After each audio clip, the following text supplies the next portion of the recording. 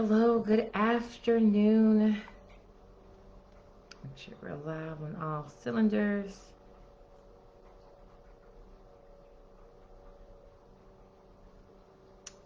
And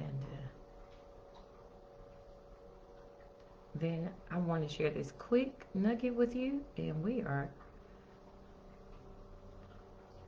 going to keep it moving for today. And I hope everyone is having an amazing Tuesday.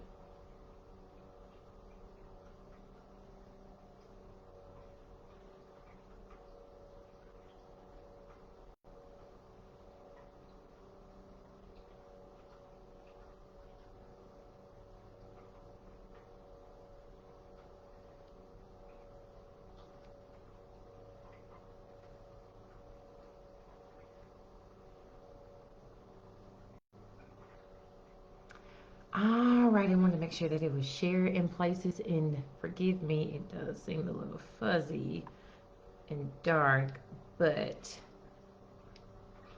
we're going to still rock and roll and make sure that it's on. So, as I begin, I want to preface this conversation with actually how this topic came about. And even before I do that, let me introduce myself. For those that do not know, I am Shanquetta Cunningham. I am the CEO and lead consultant of Karis Group Consulting, where our mission is to support nonprofit and mission oriented organizations to help you increase your income, influence, and impact. And we do this by believing that we have to disrupt narratives that nonprofits can and must be profitable, and that we can do that by integrating business principles into our nonprofit strategy for success.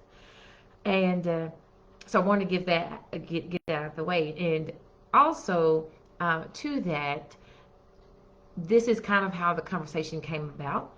Talking to someone today that was in my office and talking about their nonprofit, and that they are a growing nonprofit organization and are doing great in fundraising. And the founder, which is also serving as the interim executive director and the hands on the ground, is still doing all of this work for free. So here we are discussing this conversation, and it's going to be brief, uh, but just want to put something before you, and hopefully this will create some robust conversation, and it might even uh, spark up some other conversations and discussions as well. I will also say that as nonprofit organizations, it's like businesses and churches, that every organization has its own culture, its own flair of how you do things and how you move forward and how you position yourselves.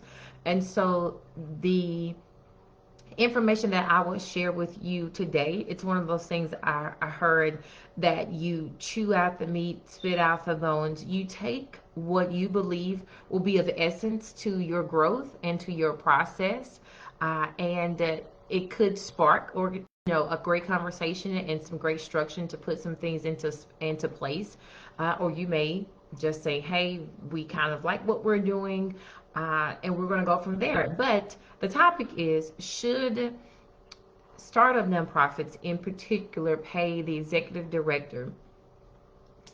This is probably a whole conversation, so it may be a part two. But this is what I want to briefly share, that starting a nonprofit organization, one of the myths about starting a nonprofit organization is that you actually cannot fundraise immediately. You can actually fundraise to get the financial support to begin your nonprofit. And that's, with if you're working with a consultant or an attorney, to start with your paperwork and construct your bylaws and to develop a website or have a landing page or to start a Facebook page and to boost ads just to tell people that you are present, or to buy initial supplies. And so you can raise money for your nonprofit because you need to start. And all of that is a part of your operations. As you begin to prosper in your nonprofit organization and as you begin to grow and you're hosting successful fundraisers, oftentimes being the executive director or the founder, and I'm telling you this from not only the consulting space, but also in the actuality of it as a nonprofit founder as well, that time is a great currency. And when you are leading a nonprofit, people will see the bigger things. You see the event, you see uh, the people being supported through your mission and the programs that you are doing. People see, what's visible, but what undergirds all of this is the administration, is the planning.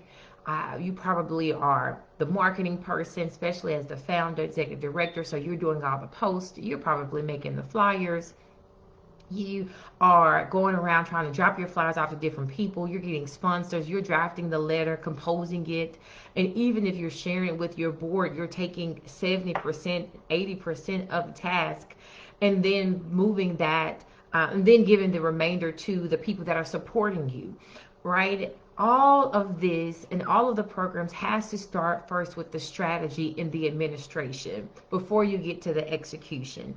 And that's exactly what executive directors do. That's exactly what founding presidents do. And in the beginning stages of your nonprofit, many times the founding director and the president are both, their hands on the ground, and eventually you'll get to a space to where those roles begin to separate, especially and I'm talking specifically to startup nonprofits, and as the vision becomes clearer and the founder can rest and say, hey, you understand the mission, you understand the target population, you understand our programs, that person can eventually move forward to become the executive director, or want to remain the president and find someone to do the day-to-day activities of the nonprofit, and the founder and the president wants to stay in the governmental oversight, right, in the fiscal oversight of the organization. But whatever that flavor comes, I want to specifically speak to nonprofits and answer the question: should nonprofit organizations pay executive directors, even if they are, if they're part time?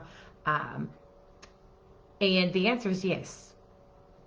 The answer is yes. I was sharing with the wonderful nonprofit leader that was in my office today as we were talking about this. I say simplify it. As you begin to raise money, everything that your organization does as you're raising money and everything that you do for the community, it takes money. If you are having a back to school drive and you want to put affirmation um, booklets into their work, I'm sorry, to their backpacks, that takes printing. All of that is not free. That is a part of programming for sure, right? But it takes you even having the copier. It takes you having to buy the ink, right? So you need to be able to take every dollar that is raised. I say do a 70-30 rule. Split, not rule, but split. So 70%, 70 cents of that dollar goes to the programs and the things and the work that you do for your nonprofit. 30% of that goes to admin and operations, and maintenance. If you have a building, right, you have to be able to compensate for these things. And even if you start off with saying that 70% is going to go to the programs, 30% going, we'll split that between admin, being able to pay our executive director a stipend, and then all the other things of running with, maybe there is, again, the utility or printing cost.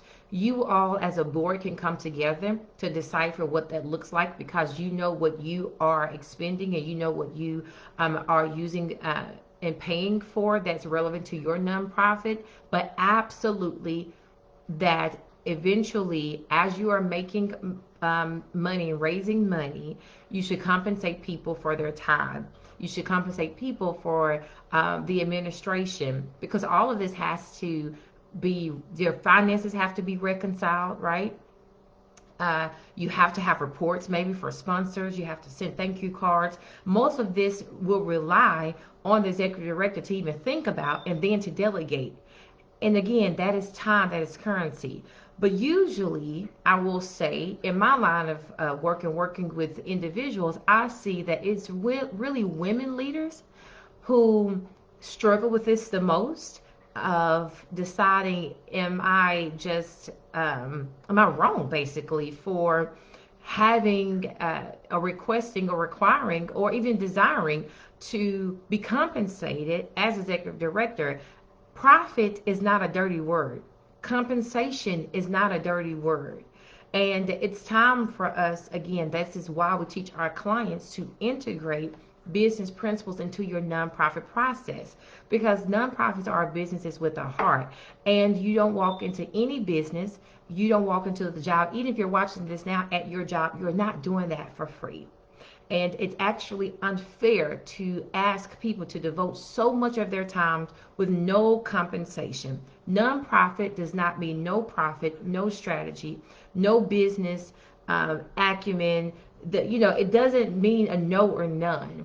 It simply means that your mission is not, the bottom line is not profit per se. It's impact. But you do need that income to make that impact. And people need those resources so that they have a clarity of mind, that their homes are stable, and that they can do these things and do the passion, especially startup nonprofit organizations and founders. They can do this without the worry of how they are going to put food on the table, and then they're trying to get food for others, right? And so we don't exchange problems. Uh, and so with that, just be mindful. I say keep it simple. Let's start from a 70-30%. Some people do 60-40, but every dollar that is raised, 70% should go to your programs, 30% should go to your admin and operations. Let's start with that with your budget. We don't have to complicate it. And then if you have other suggestions, please, share them as well. But you can start off with a stipend until your resources grow to lead you into where you're able to fully compensate the staff that is going to do the day to day. Because again, your nonprofits, in order to solve problems, you need people to do that work. Programs don't solve the problems. It's the people that implement the programs that solves these problems. And we should be mindful that to take care of those people that do this great work. And if you want to talk about this strategy and have me come and train your board and discuss with your board and how to create that model, I would love to. You can simply message us here right on Facebook at Kara's Group Consulting, and we will schedule you a free consultation to talk about those needs and to get the training. If you would like to share, or you're saying, hey, I've been trying to share this with the board, but I don't know the words to say or how to present this. This is what I'm here for, to help you solve that problem.